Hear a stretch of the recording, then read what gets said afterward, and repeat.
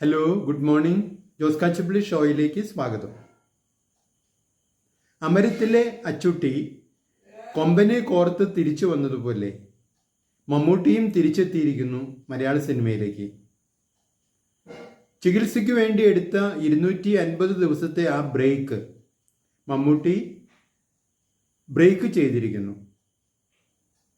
തൻ്റെ സ്വന്തം lance cruise 300 കാറിൻ്റെ ഡ്രൈവിംഗ് സീറ്റിൽ സന്തത സഹചാരികളായ നിർമ്മാതാവ് ആൻഡോ ജോസഫിൻ്റെയും ജോർജിൻ്റെയും കൂടെ അദ്ദേഹം ഹൈദരാബാദിലെത്തിയിരിക്കുന്നു.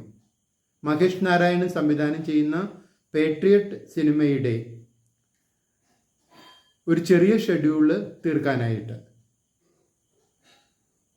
45 ദിവസത്തെ ഹൈദരാബാദിലെ ഒരു ഷെഡ്യൂൾ തീർത്തിട്ടാണ് അദ്ദേഹം ചികിത്സയ്ക്കായി പോയത്.